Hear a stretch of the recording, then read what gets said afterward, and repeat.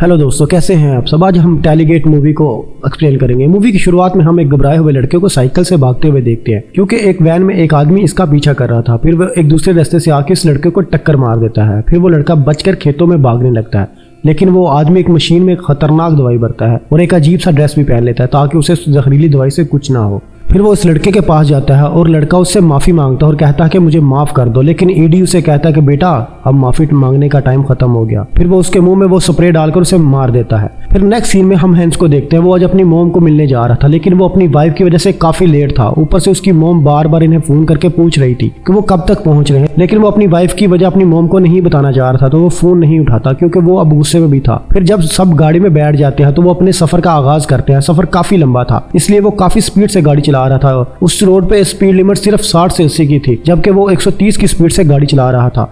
तभी थोड़ा आगे जाकर रोड के एक साइड पे ट्रक जा रहे थे, तो दूसरी साइड पे एक वैन थी जो कि बहुत ही स्लो चल रही थी। उस वैन की वजह से फिर हैंस को अपनी गाड़ी भी स्लो करना पड़ती है। फिर वो उस गाड़ी वाले को डिम्पर मारता है और हार्न भी बजाता है, लेकिन वो इंसान अपनी गाड़ी को साइड पे नहीं करता। हैंस की गाड़ी के पीछे और भी गाड़ियों की लाइन थी जो कि हार्न बजा रही थी, लेकिन वो वैन वाला अपनी मस्ती में जा रहा था। हैंस की गाड़ी की स्पीड अब कम होकर सिर्फ 60 रह गई थी। फिर जैसे ही ट्रक साइड पे होते हैं तो हैंस से पिछली सभी गाड़ियां भी आगे निकल जाती हैं। फिर हैंस भी अपनी गाड़ी उस वैन से आगे निकालने की कोशिश करता है, लेकिन दोस्तों यहाँ उससे एक गलती हो जाती है जिसका उसे बहुत बड़ा हर्जाना बनना पड़ता है। ये गलती उसे नहीं करनी चाहिए थी। यहाँ जब वो उस वैन वाले से आगे निकला तब वो उसको दिमाग से काम लेने का इशारा करता है, हालांकि उसकी वाइफ उसे करने से मना भी करती है। खैर वो फिर से अपनी गाड़ी की स्पीड 160 पे करके चलाने लगता है। दूसरी तरफ हैंस की मोम डायना को कॉल करके पूछती है कि कितना टाइम लगेगा। वो कहते हैं कि हम कुछ ही देर में पहुंच जाएंगे। फिर वो एक पेट्रोल पंप पे रुकते हैं। हैंस गाड़ी में पेट्रोल भरने लगता है, जबकि उसकी वाइफ और बच्चे अंदर से कुछ खाने का सामान लेने चले जाते हैं। दूसरी तरफ वो वैन वाला भी वहीं पेट्रोल के बाहर दिखाई देता है। उसकी बेटियां बर्गर्स खाने की जिद कर रही थी। फिर वो पेमेंट करके वहां से वॉशरूम चला जाता है। जब वो वापस आता है तो वो देखता है कि वो वैन वाला शख्स उसकी वाइफ के सामने खड़ा बातें कर रहा था। वो बूढ़ा हैंस और उसकी वाइफ के सामने अजीब बातें करने लगता है। हैंस कहता है कि हमें तुम्हारी बातों में कोई इंटरेस्ट नहीं है, तो प्लीज आप यहाँ से चले जाओ। फिर वो हैंस से पूछता है कि अगर 100 किलोमीटर की रफ्तार से गाड़ी चल रही हो तो ब्रेक लगाने में कितना टाइम लगता है। फिर हैंस उससे बदतमीजी करने लगता है और उसे वहां से दफा हो जाने को कहता है। फिर वो कहने लगता है कि तुम चाहते हो कि मैं पूरी रफ्तार से गाड़ी चलाऊं क्योंकि तुम लेट हो रहे थे, इसमें मेरा कसूर क्या है।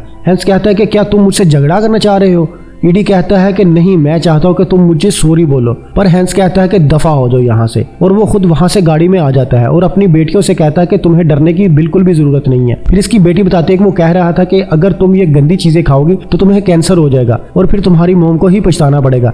हैंस कहता है कि बूढ़े का दिमाग खराब हो गया है। फिर वो वहां से गाड़ी लेकर चले जाते हैं। दूसरी तरफ ईडी इन्हें ही देख रहा था। अब वो फिर से गाड़ी को तेज चला रहा था। डायना बच्चों से कहती है कि बर्गर खा लो, बर्गर खाने से कैंसर नहीं होता, लेकिन बच्चे बर्गर फेंक देते हैं। तभी हैंस देखता है कि वही सफेद वैन इसका पीछा कर रही थी। तब वो परेशान हो जाता है। अब तो इसकी परेशानी इसके चेहरे से साफ टपक रही थी। फिर वो अपनी माँ के घर की तरफ टर्न लेता है और वो देखता है कि वो वैन वाला भी इनके पीछे ही मुड़ गया था। फिर जहां जहां भी वो अपनी गाड़ी को मोड़ रहा था वो वैन वाला भी इसके पीछे ही मुड़ रहा था। फिर इसकी बेटी भी उस वैन को देख लेती है और बताती है कि वो वैन पीछे ही आ रही है। फिर हैंस गुस्से से अपनी गाड़ी को एक साइड पे रोक लेता है। ईडी भी अपनी गाड़ी को एक साइड पे रोक देता है। फिर हैंस इसके पास जाता है और उसे गुस्से में पूछता है कि तुम्हारी प्रॉब्लम क्या है, क्यों मेरा पीछा कर रहे हो। ईडी कहता है कि मैं चाहता हूं कि तुम मुझसे माफी मांगो और उसके बाद तुम अपने रास्ते जाओ और मैं अपने रास्ते जा सकूं। पर हैंस कहता है कि अगर मैंने कुछ गलत किया है तो तुम पुलिस को बुला लो और फिर जो होगा देखा जाएगा। पर ईडी कहता है कि मेरे पास फोन नहीं है। फिर हैंस उसे अपना फोन देता है और ईडी कहता है कि मैं तो बस ये चाहता हूँ कि तुम मुझसे माफी मांग लो और सब खत्म करो। लेकिन हैंस पुलिस को फोन करने लगता है। तब ईडी इसका हाथ इतनी जोर से पकड़ता है कि इसका फोन ही टूट जाता है और ईडी उस फोन को छीनकर अपनी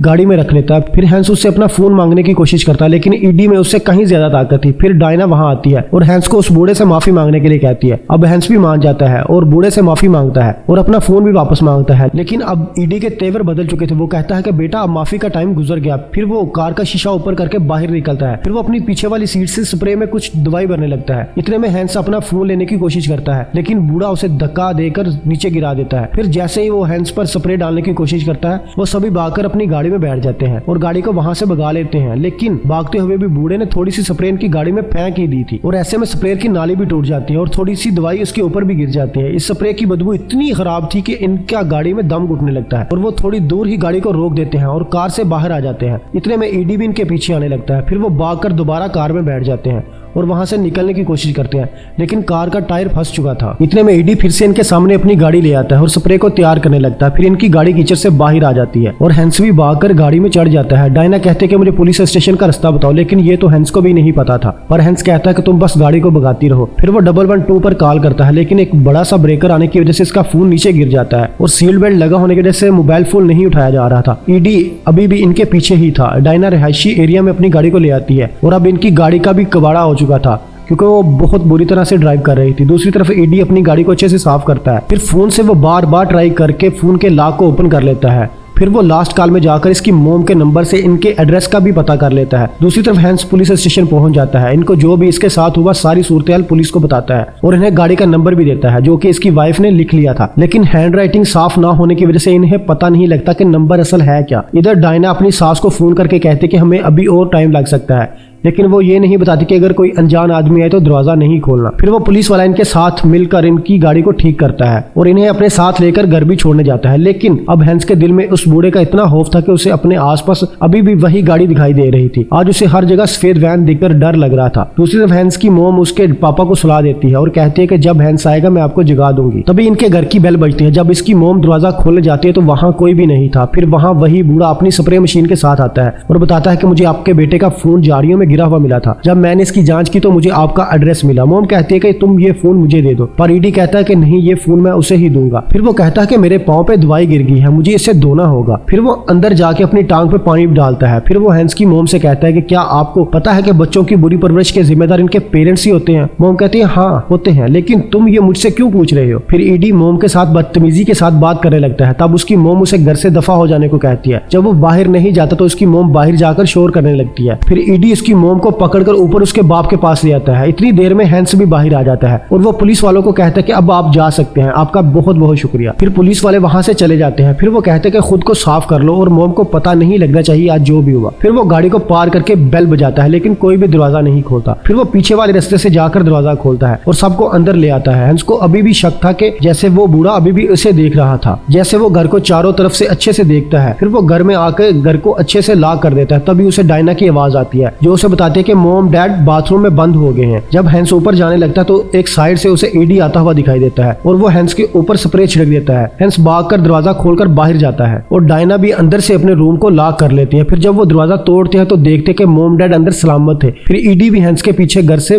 बाहर आ जाता है। वो लोगों से हेल्प मांग रहा था, लेकिन कोई भी इसके लिए गाड़ी की नहीं रोकता। फिर डायना विंडो में से उसे बताती है कि मैंने पुलिस को फोन कर दिया, जब तक पुलिस नहीं आती तुम किसी तरह खुद को बचा के रखो। लेकिन तब हैंस को नहाने की अशद जरूरत थी क्योंकि उसके जिस्म पर स्प्रे गिरने की वजह से छाले बन रहे थे। फिर वो एक दीवार पे चढ़ के विंडो से ऊपर जाने की कोशिश करता है। डायना और उसकी मोम उसे अंदर खींच लेते हैं। फिर वो अंदर खुद पे पानी डालता है और बाहर पुलिस भी आ जाती है। अब सिचुएशन थोड़ा कंट्रोल में थी। हैंस को एम्बुलेंस में बिठाया जाता है। तभी वहाँ ईडी आता है और हैंस की बेटी को कहता है कि इसमें तुम्हारी कोई भी गलती नहीं है, सब तुम्हारे पापा की गलती है, और वो वहाँ से चला जाता है। अब काफी दिन गुजर जाते हैं और अब तक शायद ये लोग इस वाक्य को भूल भी चुके थे। फिर हैंस अपनी बेटी को स्कूल छोड़ने जा रहा था। जब वो वापस आ रहा था तो पीछे से वही वैन आ जाती है क्योंकि वो कई दिनों से हैंस को ढूंढ रहा था। फिर वो इसे टक्कर मारता है और उसके मुंह में भी पहले आदमी की तरह स्प्रे डालकर उसे मार देता है। दोस्तों अब ये सवाल आपसे है कि इसमें किसकी गलती थी, हैंस की या कि ईडी की। हैंस जो कि ट्रैफिक रूल्स को बिल्कुल फॉलो नहीं करता था जबकि ईडी करता था। झगड़ा भी पहले हैंस ने शुरू किया जबकि ईडी उसे बार बार माफी मांगने के लिए कह रहा था। अब कमेंट करके अपनी राय जरूर बताइएगा। अब मिलते हैं नेक्स्ट वीडियो में, तब तक अपना रखिएगा ख्याल। Bye bye.